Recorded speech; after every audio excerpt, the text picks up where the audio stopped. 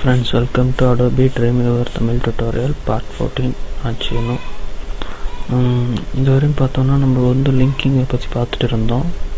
எப்படி நம்ம ஒரு லிங்க் கொடுக்குறது அப்படின்ட்டு. இப்போ வந்து புதுசாக டெக்ஸ்ட் ஃபார்மேட் அப்படின்ற ஒரு இதை பற்றி கான்செப்டை பற்றி பார்க்க போகிறோம்.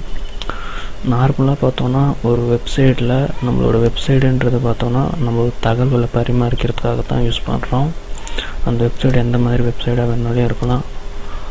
ஆர்டிகிள்ஸாக இருக்கலாம், இல்லை பிளாக்ஸாக இருக்கலாம், நியூஸஸ்ஸு, இல்லை சமையல் சம்மந்தப்பட்டதாக இருக்கலாம், ஸ்போர்ட்ஸு, அந்த மாதிரி எந்த வெப்சைட்டாக இருந்தாலும் சரி அதில் இமேஜஸை அதை விட அதிகமாக யூஸ் பண்ணக்கூடியது டெக்ஸ்ட் தான். ஒவ்வொரு வெப்சைட்டில் ஒவ்வொரு மாதிரி பார்த்தோன்னா டெக்ஸ்ட்டோட ஸ்டைலு, அதோட சைஸு, ஃபாண்டு அந்த மாதிரியெல்லாம் இருக்கும். ஸோ அந்த மாதிரி டெக்ஸ்ட்டெல்லாம் எப்படி நம்ம க்ரியேட் பண்ணுறது, எப்படி அந்த ஃபார்மேட் கொண்டு வருது அப்படின்றது தான் அந்த கிளாஸில் வந்து சொல்லி தர போகிறேன். இது வரையும் பார்த்தோன்னா நான் கீழே இந்த ப்ராப்பர்ட்டிஸில் பார்த்தோன்னா ஒரு டெக்ஸ்ட்டை எழுதிட்டு அதை யூஸ் பண்ணிட்டு தான் பண்ணுறேன். இப்போ வந்து நான் அதை எழுதி காட்டுறேன். நான் சும்மா ஒரு நேம் க்ரியேட் பண்ணிக்கிறேன், டெக்ஸ்ட்டு ஃபார்மேட் அப்படின்ட்டு.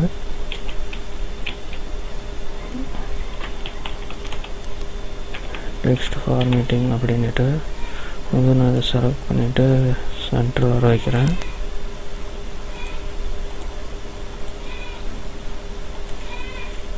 கிளாஸஸ் இது class CLG to college to. இப்போ வந்து நான் இதை கொடுத்துட்டேன். இப்போ பார்த்தீங்கன்னா இந்த டெக்ஸ்ட் பார்த்தீங்கன்னா நார்மலாக இருக்குது. இதை நான் உங்களுக்கு HTML காட்டுறேன். இங்கே பார்த்தீங்கன்னா தெரியும் இந்த டெக்ஸ்ட்டு இப்போது இருக்கிறது என்ன அப்படின்னு பார்த்தோன்னா, அந்த ஃபார்மேட் பார்த்தோன்னா அங்கே நிறையா ஃபார்மேட்ஸ் இருக்குது. இப்போ வந்து நன் அப்படின்ற ஒரு ஃபார்மேட்டில் இருக்குது. பார்த்திங்கன்னா டிஃபால்ட்டாக அவங்களே செட் பண்ணி வச்சுருக்கிறது. இது வந்து நம்ம எந்த ஒரு டெக்ஸ்ட் எழுதினாலும் இதே சைஸ் தான் இப்படி வந்து இருக்கும். இதுவே நீங்கள் HTMLஓ இல்லை ஜாவாஸ்கிரிப்ட் அந்த மாதிரி ஏதாச்சும் நீங்கள் படிச்சுருந்தீங்கன்னா உங்களுக்கு இந்த டெக்ஸ்ட் ஃபார்மேட்டை பற்றியெல்லாம் தெரிஞ்சிருக்கும். அதாவது பார்த்தீங்கன்னா இங்கே தெரியும் பேராகிராஃபு, ஹெட்டிங் அப்படின்றதெல்லாம்.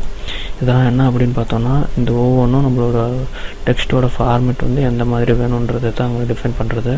இப்போ வந்து நான் பார்த்தோன்னா இதை செலக்ட் பண்ணிட்டு நான் பேராகிராஃப் கொடுத்துட்றேன். பார்த்திங்கன்னா உங்களுக்கு எந்த ஒரு டிஃப்ரெண்ட்டும் தெரிஞ்சிருக்காது, அதே மாதிரி தான் இருக்கிற மாதிரி இருக்கும். அது உங்களுக்கு இதை வந்து கோட்டில் காட்டுறேன், அப்போ வந்து உங்களுக்கு நல்லா புரியும். இப்போ பார்த்தீங்கன்னா அங்கே பி, அதாவது அந்த டேகுக்குள்ளார பீன்றது பார்த்தோன்னா பேராகிராஃபு கன்வெர்ட் ஆகிருக்கும். இதுவே நான் அப்படின்னு வச்சுக்கோன்னா எந்த ஒரு இதுவும் இருக்காது, அதாவது அந்த டேக் எதுவும் இருக்காது. இதெல்லாம் பார்த்திங்கன்னா நம்ம HTML தெரிஞ்சவங்களுக்கு இது தெரிஞ்சிருக்கும். அதாவது இப்போ வந்து நான் அந்த ட்ரீம்வீவரில் ரொம்ப ஈஸியாக நம்ம க்ரியேட் பண்ணிட்டோம். இதுவே கோடிங்னா நம்ம ஒரு பேராகிராஃப் அப்படின்றது வந்து பார்த்திங்கன்னா ப்ரீசெட்டாக அதில் ஒரு சில ஆப்ஷன்ஸ் வந்து நம்ம யூஸ் பண்ணிக்கலாம் அந்த பேராகிராஃப் யூஸ் பண்ணி.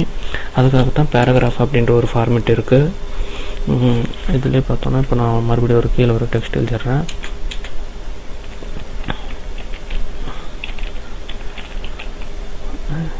ஹெட்டிங் அப்படின்னு எழுதுறேன். ஹெட்டிங் 1 அப்படின்னு எழுதிடுறேன். அது கீழே ஹெட்டிங் 2, மொத்தம் ஒரு 4-5 ஹெட்டிங் இருக்குது. அதெல்லாம் பற்றி நம்ம பார்ப்போம். நான் ஏன் இது எழுதுறேன்னா ஒரு 6 ஃபார்மேட், அதாவது 6 வகையான ஹெட்டிங் ஃபார்மேட்ஸ் இருக்குது. அது ஒவ்வொரு ஃபார்மேட்டுக்கும் ஒரு டிஃப்ரென்ஸை காட்டணுன்றதுக்காக தான் நான் வந்து எழுதி காட்டுறேன்.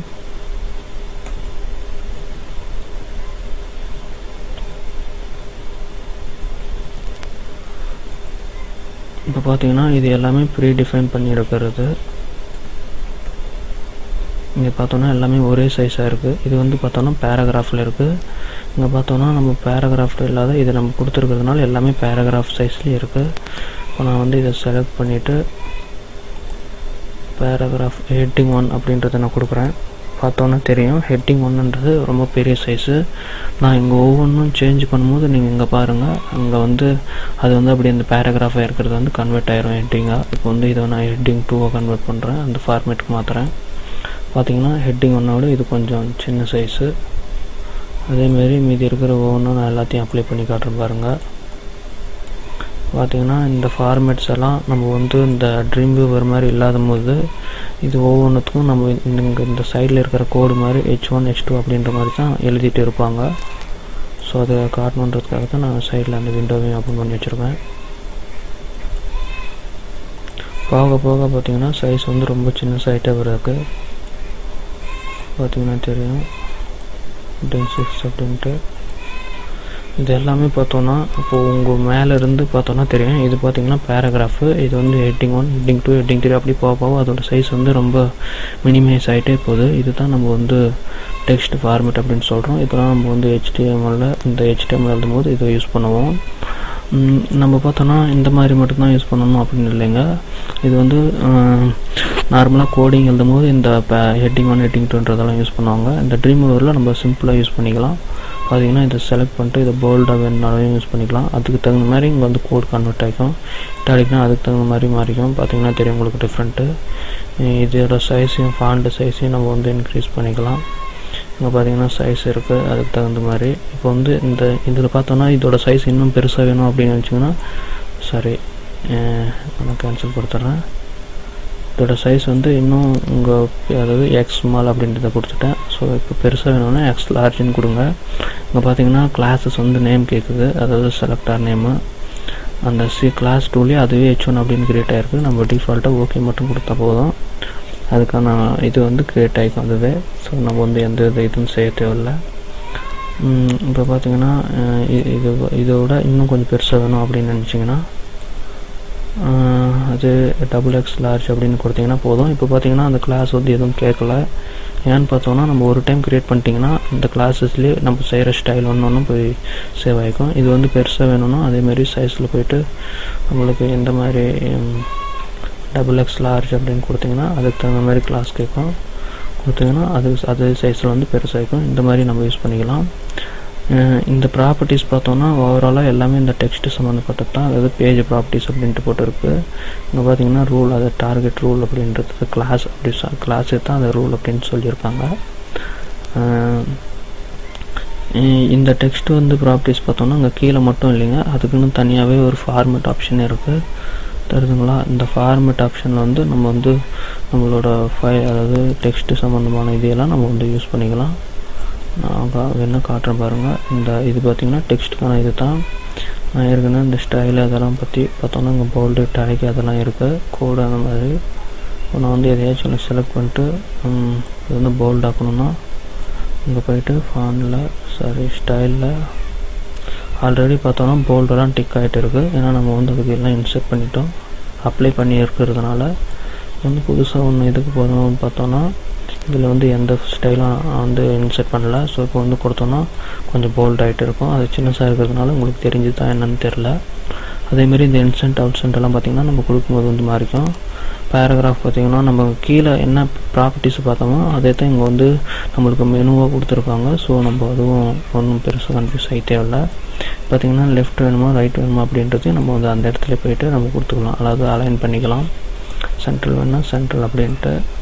அதே மாதிரி ஃபாண்ட் இங்கே பார்த்தீங்கன்னா ஃபாண்ட் வந்து ஒரு ஃபாண்ட் ஃபேமிலிஸ் எல்லாம் இருக்குது. இதுவே வெப்சைட்டில் பார்த்தீங்கன்னா இந்த ஹெட்டிங் 1 ஹெட்டிங் 2 இல்லாத நிறைய ஃபாண்ட் வந்து டிஃப்ரெண்ட் ஸ்டைலில் ஃபாண்ட்ஸ் எல்லாம் இருக்கும். அந்த ஃபாண்ட்டெல்லாம் நம்ம வந்து இங்கே இருக்கிறதுல வந்து கொடுத்தோன்னா அதுக்கு தகுந்த மாதிரி வந்து மாறிக்கும். ஓகே கொடுத்தா போதும். பார்த்தோன்னா வந்து இங்கே வந்து தெரிஞ்சிருக்கும், அதாவது ஹெட்டிங் 4க்கும் இந்த ஹெட்டிங் 5க்கும் நான் இருக்கிற டிஃப்ரென்ஸு ஃபாண்டோட இது வந்து அப்படி மாறி இருக்குது.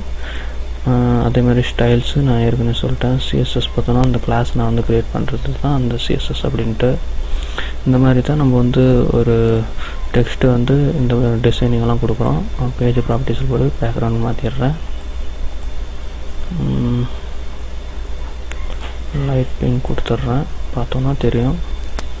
நான் வந்து இதை சேவ் பண்ணிடுறேன். சேவ் வந்து சும்மா டெக்ஸ்ட்டு பற்றி பார்த்ததுனால நான் டெக்ஸ்ட் அப்படின்ட்டு கொடுக்குறேன்.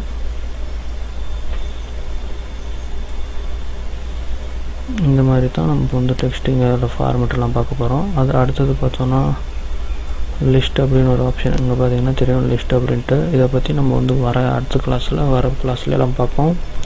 ஸோ சப்ஸ்கிரைப் பண்ண மறந்துடாதீங்க. தேங்க்யூ ஃபார் வாட்சிங்.